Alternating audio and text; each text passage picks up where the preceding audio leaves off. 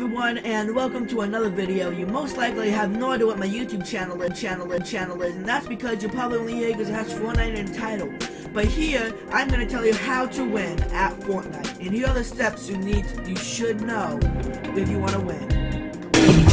Number 1, everyone knows that you need to land at a good spot. But before you land at that good spot, you have to know how and where you're landing. So what I like to do is, to land the fastest, so you get to loot the fastest, you try to go for like a valley, or like a flat plain, or in the water, like Loot Lake, or the river that goes down to Loot Lake.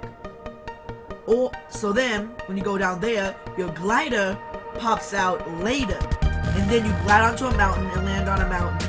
And if you landed on a mountain where there's no loot, just chop down the trees or anything around there and slide down the mountain, and you'll be landed faster than anyone else, and you'll be able to get the loot. If you look up, you'll still see people landing. Number 2, what you have to do is, you always need to have the best gun. But you don't always get the best gun, but I'm not here talking about that. And what you want to do is, you're going to want to get a shield.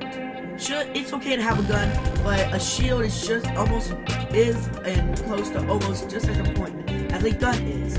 See, if you have a full shield, that's great. So what you should do is, you should go and find a shield and guns. But what you need to do is, you need to drink the mini shields first before the big 50 shields. Unless you find 2 big shields, or you just decide to drink the shield first. But you should always drink your shields. And make sure that you always have shields on you, so when you're in battle, if someone hits you, then you'll be able to put on your shield faster. So then it's kind of like having extra health, like your shield in the middle of battle. Make sure to build a wall around you, or hide in a good place so they don't find you when you're drinking it. Number 3, back when I said of how you have to have minis on you or some type of shield, this is how I like to have my setup, and this is the way I suggest other people do. You always need to have a type of assault rifle and a type of shotgun. The third one, it doesn't really matter what you have in there, but you can keep that one blank for now. But you can't put a sniper or RPG, or maybe even a pistol inside there, depending what your style is. And the last 2, you need to have some type of shields and a med kit or bandages, because when you're in battle, it's always good to have a shotgun, a assault rifle like a SCAR, or just a regular one, a RPG, and shields and something to heal yourself with. Number 4. Now this will help you in combat, not just with the shields, but with if someone's shooting at you. What you need to do is, you need to make sure you have resources. You always need to have resources. So what you need to do is, if someone's shooting at you, automatically build a wall around yourself. You don't have to be like a John Wick, as people say, and build a whole entire base. Just build 4 walls around you, maybe one on top, depending on when they're shooting at you. Don't try to be fancy and put a pyramid, because that's just stupid. Don't put a pyramid up there. But just put a roof, and if you want to, you can put stairs, which you should put stairs. You should put stairs inside of your base, so then you can go up those stairs. And if you have a sniper, like I said, you should either have a sniper, RPG, and pistol, or any of those inside your extra pocket right after your shotgun and SCAR or assault rifle. So try to kill whoever's shooting at you. And there's multiple people. You can either shoot the person that the other guy's shooting at, or if they're shooting at each other, just let them do their thing, and then once they'll come over to you. You can't go over them, and once they kill the other person, go ambush them and kill the other person, which is still a good idea. Number 5. So this is one of the things that you really have to have, and it's resources. Always make sure you have more than 500 resources. if you're just like waiting to do something, like as soon as you get loot, as soon as you loot stuff, like get resources. There's no excuse not to. You could be going to the next circle. Once you're there, the storm's not right behind you. You have enough time to go and get a whole bunch of resources. Then take that time. You should always get resources. Like I already said about how you would have to build a wall around yourself. You don't want to be in the middle of combat and not have any resources. That's just a kill for your opponent. So just make sure you always have resources. That's one of the things you need to have. Number 6. This is the thing that happened to me a lot when I first started playing.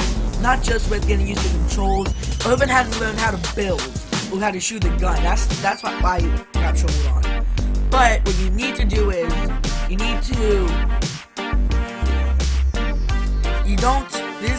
like I said, this is something that I had trouble with. What you need to do is you shouldn't. If you hear someone, I play on my phone, but I might be playing on something else later, in the future, more on that later. On the phone, you get to see around you how close people are with like footsteps or firing, but on other things, I realized that doesn't work. So you just have to, if you hear heavy footsteps or heavy firearms, you don't go underneath the stairs or just hide and crouch down. Never crouch. See, it could be good to wait right outside the door so as soon as they come in, bow. You don't wait, you don't crouch down. You should never crouch down and hide. Because if you do, then you'll be walking fast, you'll be walking slower, and if you're in a shotgun battle, they can easily one-shot you if you don't have full shield. So what you need to do is you need to jump a lot if you're inside that. So don't just stay in one place and just lay down. Just don't ever do that. It's a bad thing that I had trouble with, and a lot of other they always said not to do that. Other YouTubers. So yeah. Number 7. Like I said, how you should always have a shotgun in your inventory. Doesn't matter what type of shotgun it is. Could be a tactical, the black one, or the pump. You should always have a shotgun on you. And when in a shotgun battle, of course it'd be easier to just not doing anything, just go up to them and pow, shoot them right in the head, automatic kill unless they have a shield. In that case, just shoot them again. They won't have, I don't doubt they'll have enough time to react. But if you're in a shotgun battle, especially if they shoot you first or you shoot them first, you should always be jumping. Always be jumping. And that's another thing, but I'm gonna get to that in the next one. You should always be jumping. Always jumping. Make sure you never get hit while you're jumping. Because I have seen some YouTubers when two players have been jumped up simultaneously and he killed the other person, but you should always be jumping, because if you don't, then they're just gonna shoot you. And you want to shoot them and get that kill. Make sure you get that kill. Number 8. About with the jumping, if you're walking across a field, you just don't stay right there. Because what you have to do is you have to jump. You gotta jump, because if someone's sniping you, it doesn't matter. You've probably seen that one meme. It's like, dude, why are you jumping? I'm jumping because I might get sniped. Dude, I've always got used to this. While jumping, I can always jump when I go across the end. As soon as he stopped jumping, bow, got shot. That's why you should always be jumping. And if you do try to shoot at you, build a wall, or just do something. Make sure you don't get shot. I know these are tips to try to win, but still, just always start jumping so then you don't get sniped. And that's something along with the shotgun of always jumping if you're in a shotgun battle. Number 9. Now, this is more of a problem on my side, but it still might help you. See, to win Fortnite, you have to be a good teammate. If you're playing solo, this won't count to you, but next tip is going to be if you're playing solo or even duos. No, if you're playing solo. But if you're playing duos or squads, and you're not playing with other people, you're just playing by yourself, and you're just in a squad or duo, and you can't really talk to them, because I play on phone and you have to plug in a headphone jack. Crap. Though I can do that, I like it better. I really wear headphones. But what you need to do is, you need to make sure that you're a good teammate. I've made some lists of how you can be a good teammate, but here are just the basics. I'll make another one in the future.